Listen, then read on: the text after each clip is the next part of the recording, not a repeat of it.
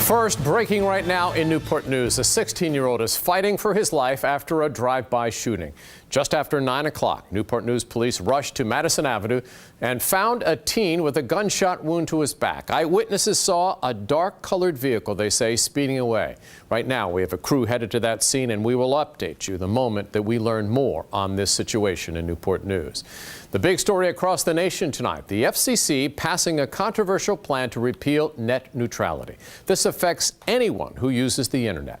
Net neutrality is actually pretty simple. It means that no matter what internet service provider you have, you get equal access and speed to any website. But once this goes into effect, your ISP can make deals with other companies, ultimately affecting the service you get. This means you may not get a say in the speed or websites you have access to.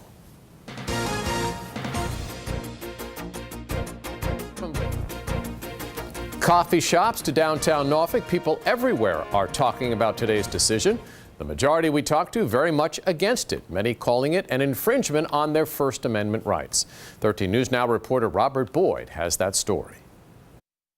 Well, I came to Fairgrounds Coffee Shop in Ghent, where about 90% of their customers are either in front of a computer or a phone. And I asked them about today's big net neutrality decision. I would say I feel like it's an infringement on my free speech, yeah. People in this coffee shop are worried. A handful of internet service providers now have power over the entire web. Now the companies can pretty much decide what we have access to. Providers will have the ability to charge consumers more money for certain sites. Are you afraid the next time you watch that cute cat video on YouTube, you might have to pay for it?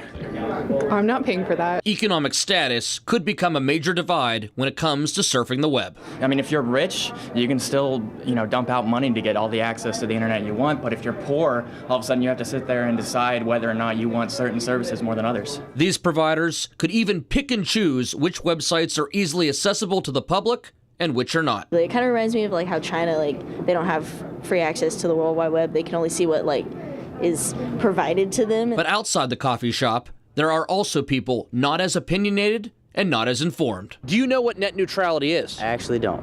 What if I told you might have to start paying for, say, YouTube? What would you think about that? That's odd because it's free. What do you think about today's decision?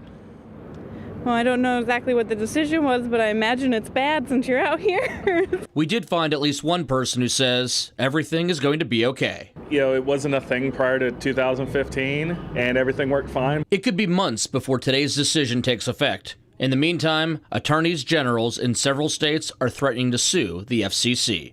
In Norfolk, Robert Boyd, 13 News Now.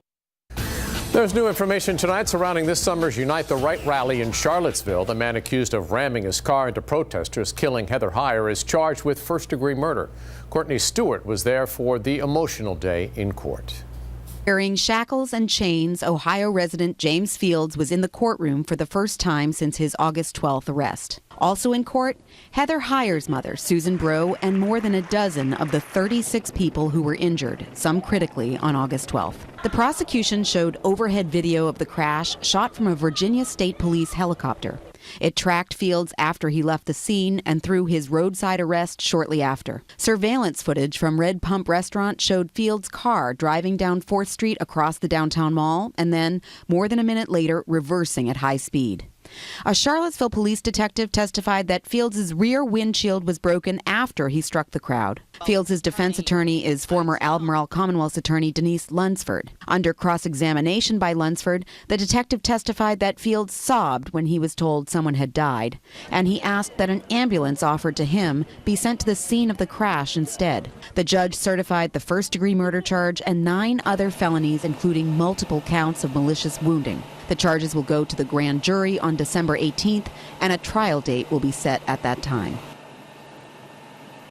Suffolk man also is facing charges for his role in the protests. 2 men were caught on camera beating DeAndre Harris, but Harris is accused of felony unlawful wounding. Today, his lawyer filed a motion to lower those charges to a misdemeanor. Meanwhile, the case against the men who allegedly attacked Harris is going to a grand jury. We're still waiting on the decision regarding Harris. Right now, the search is on for an armed and dangerous man in Elizabeth City. Police are looking for Damon Williams in connection with a December 11th robbery and shooting. We're told Williams is wanted on kidnapping charges, armed robbery, and assault with a deadly weapon with the intent to kill. If you see Williams, call police immediately. The teen who allegedly stabbed a Virginia Beach police officer appeared in court by video today.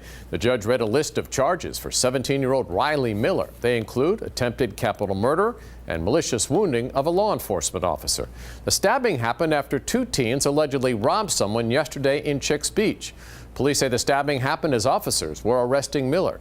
The other teen is facing robbery and gun charges. New information out of Richmond, where a pursuit ends with a man shooting at an officer with an assault-style weapon. That officer returned fire, hitting the suspect in the leg.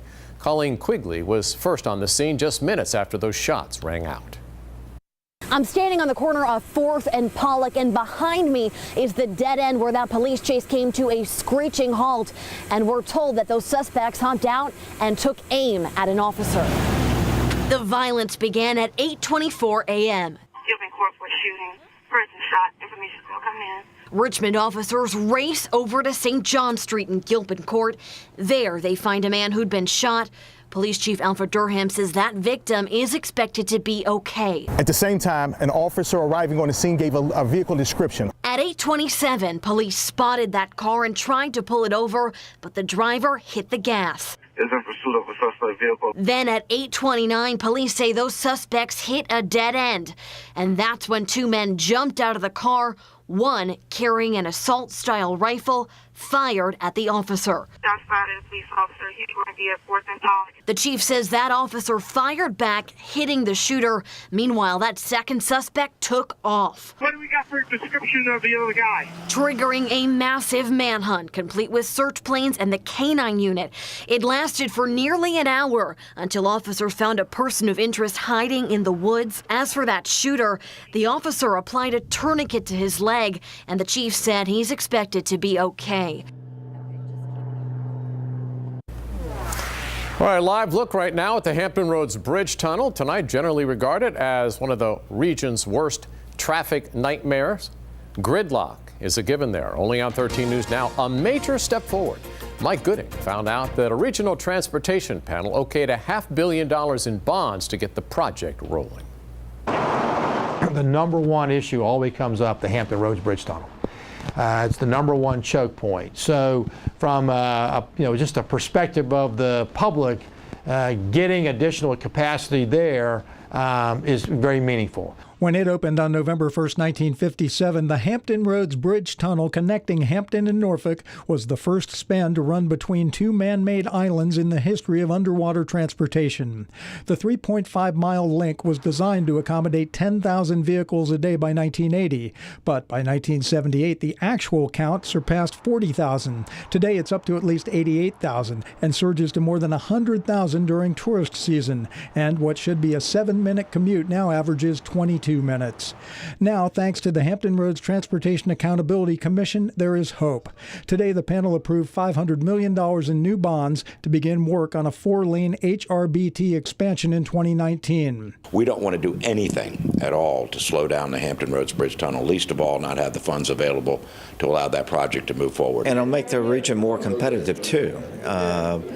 Many people think that we're not competitive with other regions in the state, primarily because of traffic congestion. This is a great day for the region. Mike Gooding, third. VDOT says the plan is to build a new 4-lane tube, 2 lanes for general purpose, 1 lane, a full-time express lane, and 1 shoulder lane that can be converted into an express lane during peak hours. When all is said and done, the bridge tunnel expansion will cost between $3.3 and $3.7 billion to build. It will be VDOT's largest construction project ever. They hope it's completed and open to motorists in 2024 or 25. The Cavalier Hotel in Virginia Beach is hiring some 225 positions. The newly renovated hotel in Virginia Beach is looking for experienced hospitality professionals. Everything from managers to bar and wait staff, culinary professionals, banquet servers, housekeeping, and more. A job fair is set for Tuesday the 19th at the Hilton Garden Inn from 3 until 6 p.m. If you are interested, apply online, bring your resume, and dress like you want the job. And we have a link to the application on 13newsnow.com.